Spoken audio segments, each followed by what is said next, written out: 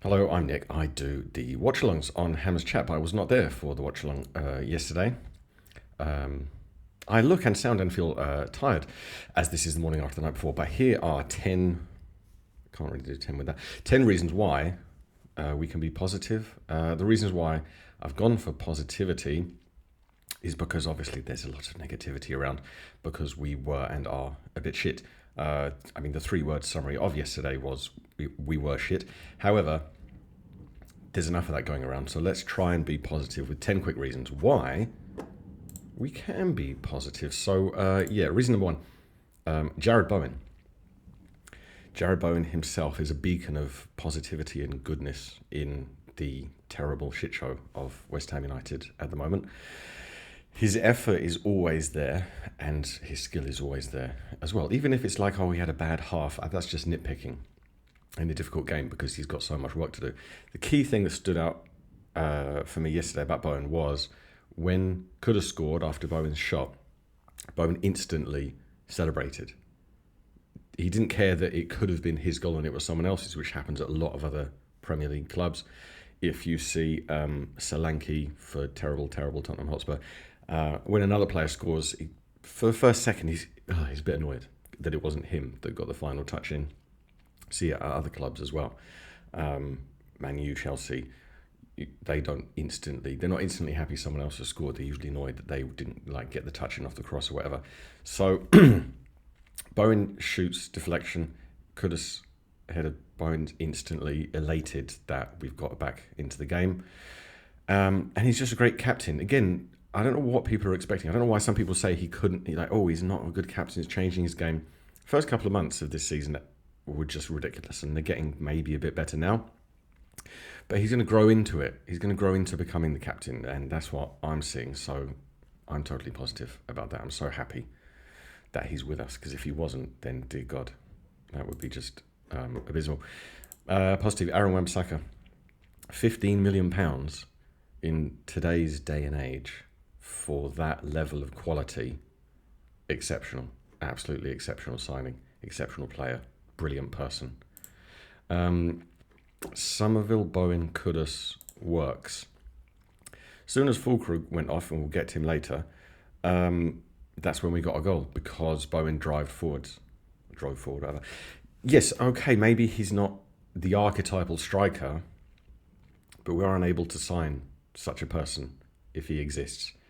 Even if we sign a striker, because Somerville's so good, and we'll get to him later, you just need Kudus on the right. I just think if there's this magical striker out there, then that just puts Bowen definitely on the right, and that definitely puts Kudus on the left. Or, we could go down the road of, shall we sell him and bring him in? Well, that's not really working for us. We don't have the right manager at the moment to make big changes of selling a world-class player that Kudus definitely is.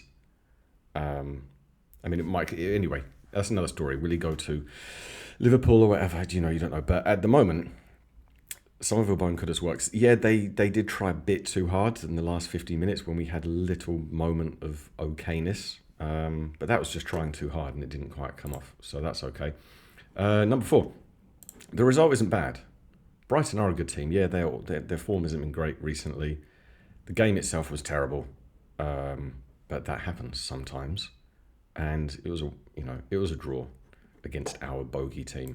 That's not bad. That's positive. Number 5. Peta got a yellow card. He'll be banned for the Southampton game. That's great. He needs to leave.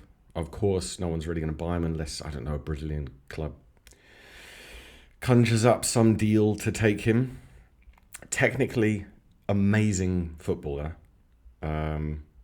But whatever. What's going on in his life, even before the whole gambling issue, he would have games where he'd just do the rolling around on the floor or whatever. We were being overrun in midfield. Alvarez and Soucek were basically just busy doing work the whole time. Peta, at best, would half offer himself up to receive the ball. Now, West Ham fans are very, very knowledgeable about football. You can't trick us. You can't kind of go towards Fabianski when he's got the ball as if you're making yourself available, because you're not making yourself available. It's half-hearted. If you've got the workers, Soucek and Alvarez, covering a very decent, well-drilled, kind of know what they're doing Brighton team, then they're going to be busy doing the work. They're not going to be able to really think about playing through balls or knitting something together or doing something. That's why you have a midfield three with a player like Peta who has the ability to do that, but doesn't have the will or the effort or whatever to actually do it, to actually stand up and be the man and show for everything. Like really get towards the player with the ball and say, I'll take that, and then make something happen. He's not doing that. Obviously, Slayer was suspended, so that's another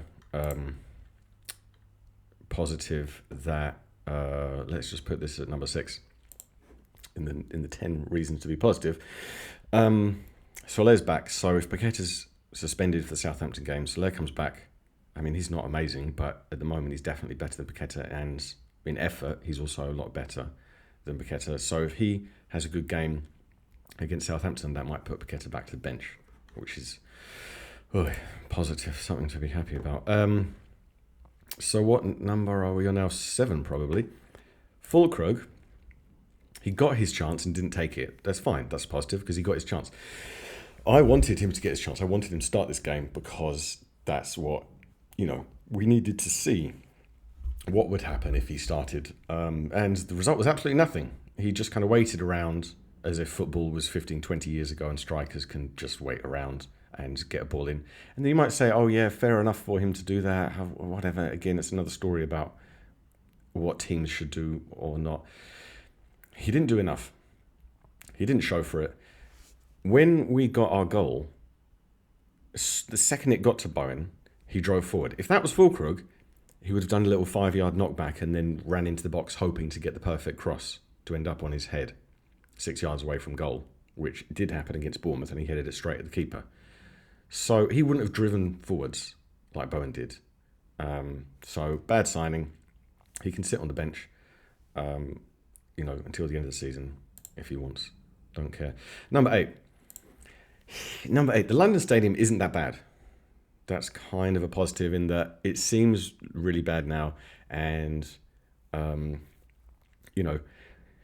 fans post-game after a crap game will always mention Upton Park. Fair enough, Upton Park was better comparing the two things, but we had some terrible, terrible games. We had the game we had yesterday, we had games like that, Upton Park, and worse. We got relegated while we were there several times. What you think those games were just, amazing games that we just kept losing. We had some crap managers, we had some terrible players, we had some awful games, lots and lots of awful games at Upton Park.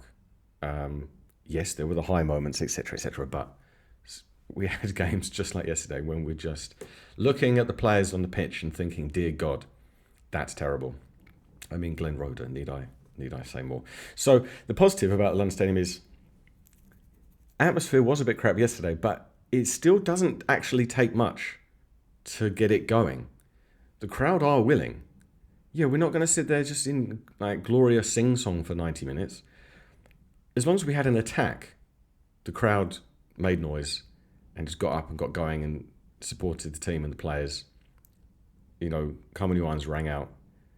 As long as we attacked, we just didn't attack. It was a terrible game of football. Because Lopetegui is basically David Moyes, exactly the same manager. But there's potential. There is there. It's just we want to see something. We want to see, we don't want to see Lucas Paqueta anymore. Because he's not offering us anything. And related to this kind of thing is point number, I don't know what we're on now, 9 maybe, or 8. I've written them down weirdly. Let's just say 9. Scar's got minutes. So that's a positive.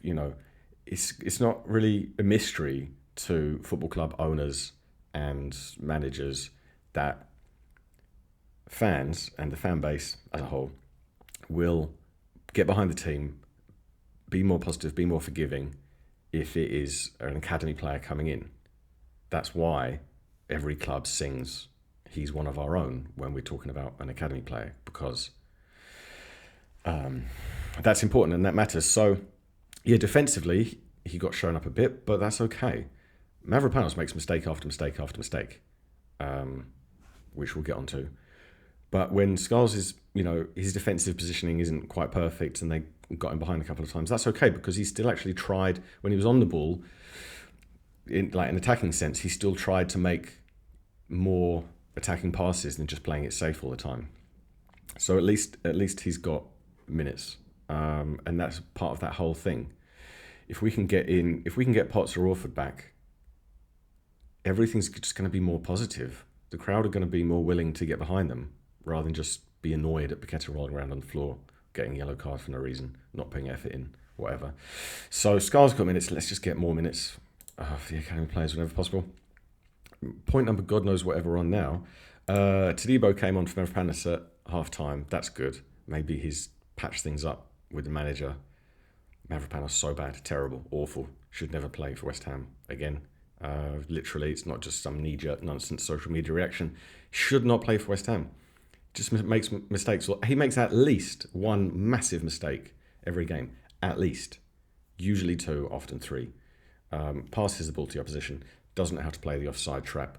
Obviously, like Bournemouth, just gives fouls away for no reason. Can't play out.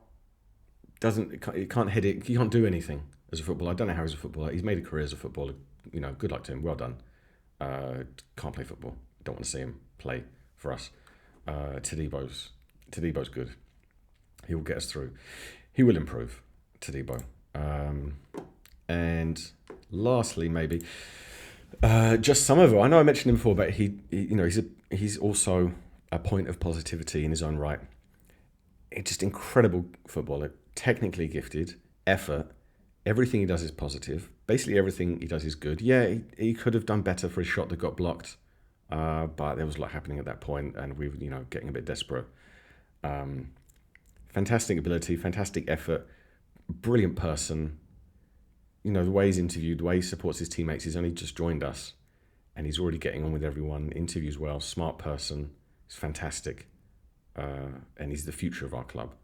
So, just a massive fan of Somerville. And then, it's not really a point, but I mean, what a strange game. I didn't realise how strange it was until I woke up tonight. Obviously, voice is a bit croaky now because I actually tried to make noise, and then enjoyed a few hot-based beverages yesterday, so didn't really think about the game much.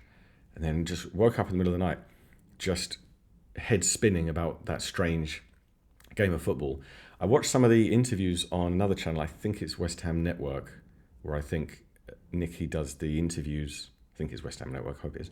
The interviews with people outside the stadium. People were just lost for words. When he put the microphone at them and said, what do you make of the game? They stared. They just stared distantly deep into space with their minds spinning at what had just happened, because it wasn't really football. Both teams were basically crap. And it was just like a David Moyes game of the past, especially in his last couple of years, when the crowd just started to chat to each other and look at scores in other games on their phones because nothing was happening. All we did is pass it around the back. So they'd just seen that, and they couldn't put into words what they'd just seen. That's how I felt yesterday.